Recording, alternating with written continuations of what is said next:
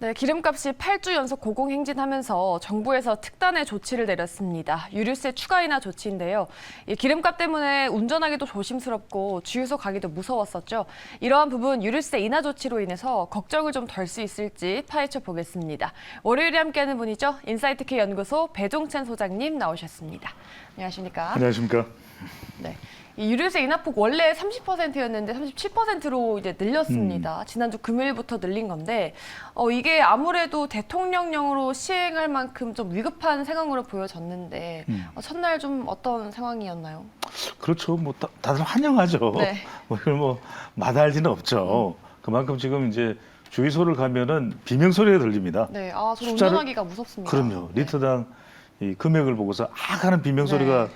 다들 들리는 이게 무슨 소리야 이러는데 기름값 때문입니다. 그러니까요. 그러니까 30%까지는 유류세를 내렸는데 유류세가 내린다는 것이 정말 석유 가격 또 주유소에 가서 주유하는 가격이 내려가려면 세상 원래 가져오는 그 석유의 가격이 좀 내려가야 되거든요. 그쵸. 그래도 내려가지 않으니까 뭐 조금 이제 내려간 조짐이 살짝 보이기는 합니다.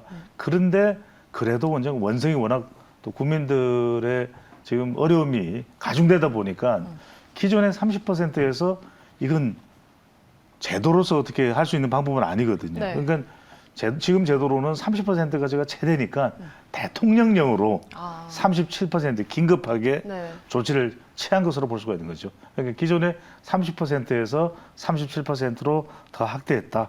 그만큼 이 소비자 부담이 가중되는 것뿐만 아니라 당장에 기름값이 올라가면 다른 것도 올라갈 수밖에 없어요. 그렇죠. 그렇잖아요. 대중교통 요금도 뭐 버스도 있고 또 택시 일부도 있고 그래도 여전히 디젤 경유를 사용을 하거든요. 경유값이 오히려 역전했잖아요. 그렇죠. 뭐 화물차도 있는데 그럼 우리가 택배 비용이나 운송 비용이 더 늘어날 수밖에 없는 겁니다. 그냥 우리가 기름값 올랐으니까 뭐 자동차 자가용 운전자분들만 힘들어진다. 그게 아니라 전반적인 산업에 그쵸. 영향을 줄 수밖에 없는 것이 지금 기름값 인상이고 또 더군다나 이제 지금 새 정부가 들어선 지 아직 채 2달도 안 됐어요. 네. 그러다 보니까 계속해서 아이고 이거 물가가 올라가죠. 고금리죠.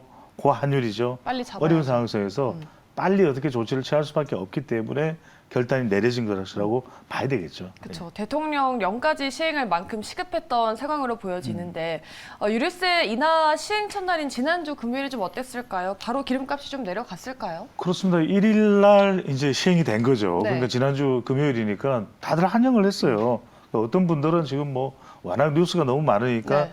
뭐 37% 내렸어? 뭐 이렇게 주유소 가보니까 정작 모르겠는데 이런 분들이 계시는데 네. 일단 이렇게 보시면 됩니다. 1일 날은 지금 직영하는 주유소, 그러니까 SK든 우리가 잘 알고 있는 S오일이든 직영을 하는 주유소와 알뜰 주유소는 1일부터 시작이 됐어요. 시작이 됐는데 네. 그래서 이제 리터당 휘발유는 57원, 경유는 38원 할인이 됩니다. 이거 뭐 나쁘지 않은 거죠. 그렇죠. 그런데 어떤 분들은 좀 체감이 된다, 체감이 안 된다 이런 거는 뭐냐면 직영 주유소라도 37% 내려, 또 알뜰 주유소도 37% 내려 이러는데 네.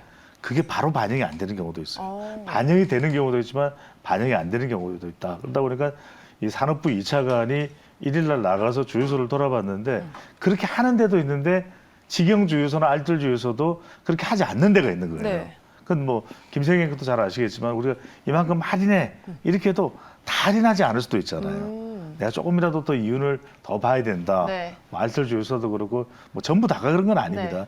일부 직영 주유소 그런데 그러다 보니까 조금이라도 더 싼 데서 1일 날 주유를 하기 위해서 가뜩이나 금요일 날 교통 체증이 심한 날이잖아요. 네. 줄을 쫙 서는 겁니다. 이곳에 가서 주유를 해야 되겠다. 네. 그러다 보니까 지금 뭐 주유 쫙 줄 서 있는 진풍경도 나타나는데 사실 고통이죠. 그건 뭐하러 줄을 서 있고 그러니까요. 굳이 또 찾아가야 기름을 되죠. 그렇죠. 왜냐면 지금은 이제 10원이라도 아쉬울 네, 때거든요. 맞아요. 워낙 힘들기 때문에 그런 상황이 지금 연출되고 있습니다. 근데 체감도가 아직까지는 좀 미치지 못하는 것 같은데 저도 지난주에 도로를 돌아다니다가 이게 기름값이 내려간 건지 잘 체감이 안 됐거든요. 유류세 인하 조치 기사를 보고 사실 알았는데 그렇죠. 인하 조치가 실제 주유소에 좀 바로 반영이 안 된다고 하던데 어떤 이유 때문일까요? 이게 왜냐하면 정작 내가 체감이 돼야 되잖아요. 네. 그러니까 김행커도 나가서 주유를 했는데 뭐가 달라졌지? 그러니까요. 이렇게 생각할 수 네. 있잖아요. 여전히 2,100원 위에 있습니다. 그러니까요. 그러다 보니까 이게 우리가 정말 이 유류세가 할인이 됐는지 안 됐는지도 이게 체감이 안 된다 이렇게 이야기하시는 분들이 많은데 네. 그런 이유는 한 두 가지가 있습니다. 첫 번째로는 뭐냐? 전국의 한 80%는 네. 자영 주유소죠. 어. 그러니까 이제 직영이 아니고 왜냐하면 그 주유소를 누군가 가지고 있는 거예요. 네. 그래서 우리가 아이고 주유소 사장님 그러잖아요. 네. 바로 그분들이에요. 아. 그게 전체의 한 80%인데 그럼 자율로 조정을 하는 건가요? 그렇죠. 이 기존 주유소도 할인이 될 거 아니에요, 당연히. 네. 요새인데 이들은 왜냐하면 기존에 꽉 채워놓은 기름이 있을 거 아닙니까? 아. 그 기름이 소진되고 난 이후에 들어오는 기름부터 적용이 되는 거예요. 네. 그러니까 이게 일반인들이 갔을 때 아니 지금 뭐 유류세 할인됐다는데 왜 어제보다 더 올랐어요? 네. 이렇게 얘기했는데 어제보다 더 올랐어요는 뭐냐? 이게 이제 두 번째 이유인데 두 번째 이유는 국제유가가 그렇죠. 이게 들여오는 석유 그러니까 국제 유가가 여전히 올라가던 상황에서 네. 들여온 기름이에요. 그러면은 더 올라갈 수밖에 없는 그런 상황이 되기 때문에 석유 가격이 상승할 때는 이 유류세로 할인되는 효과는 제한적이다. 그러니까 우리가 그런 거예요. 뭐든 할인되면 좋은데 네. 그 할인되는 폭을 체감하기가 사실상 쉽지는 않다라는 거. 예. 네, 그렇죠. 말씀하신 대로 이런 와중에 지난주 국제유가도 상승했습니다. 근데 2,100원대로 좀 안착될까 봐 무서운 이 국내 휘발유 경유 가격 언제까지 상승할까요? 좀 다시 안정을 되찾을 수 있을까요?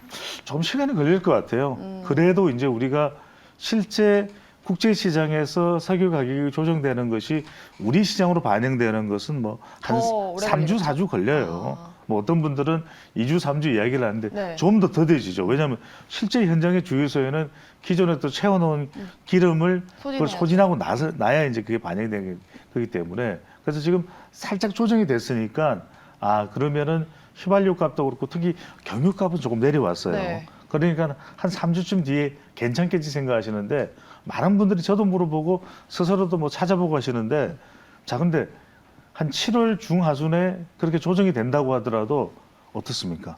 7, 8월은 또 에어컨 사용량이 또 많잖아요. 아. 그러면 또 결국 전기는 더 쓰죠. 기름인 것이고 이게 전 세계적으로 지금 불덩이 날씨가 된다. 불덩이 날씨라 그래요. 네, 폭염이죠, 완전. 불고동이라는 이야기를 해요.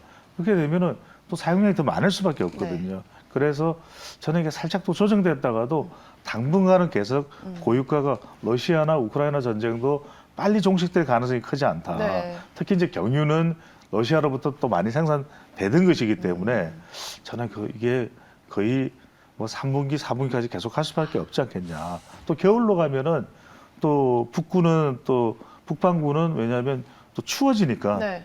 또 기름을 떼야 된다. 이렇게 해서 또 기름 사용량이 높아질 수밖에 없기 때문에 살짝 조정이 될 수 있을 걸로 봐요. 근데 2,000원대이던 것이 막 1,500원 또 2,000원, 1,500원 뭐 1,400원 이렇게 내려갈 정도는 아닐 것이다. 그러겠죠. 근데 여기서 이 말씀을 꼭 드려야 될 것 같아요.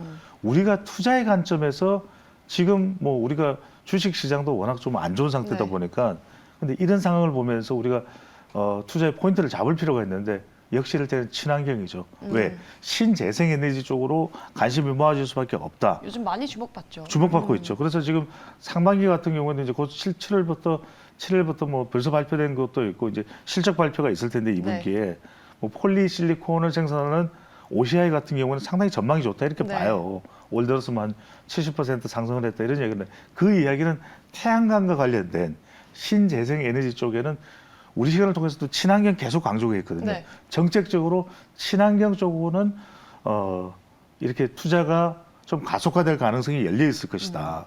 특히 뭐 반도체 관련해서도 시스템 반도체 쪽과 관련되는 기업들은 뭐 괜찮을 수도 있다. 이런 전망이 나오는 건 뭐냐면 이게 바로 우리가 시장이 안 좋을 때 좀 시도할 수 있는. 그래서 전기가 좀 이 요금이 올라간다. 그럼 뭘 또 신경 써야 되죠? 전기. 우리가 생각할 때는 스마트 그리드를 생각해야죠. 아. 스마트 그리드와 관련된 좀 군에 있는 기업들을 좀 유심히 볼 필요가 있다. 친환경, 태양광, 한화솔루션도 지금 2분기 실적이 나쁘지 않다 그래요. 좋다 그래요. 네. 좋다 그래요. 그러면은 스마트 그리드까지 함께 살펴볼 수 있는 그런 좀 관전 투자 포인트가 될 수 있을 것으로 보입니다. 네, 이렇게 오늘은 또 투자 포인트까지 짚어주셨습니다. 정말 주유소 가기가 무서운 요즘인데 하루빨리 좀 기름값이 내려갔으면 좋겠습니다. 오늘은 유류세 인하에 대해서 이야기 들어봤고요. 인사이트K 연구소 배종찬 소장님 수고해 주셨습니다. 말씀 고맙습니다. 감사합니다.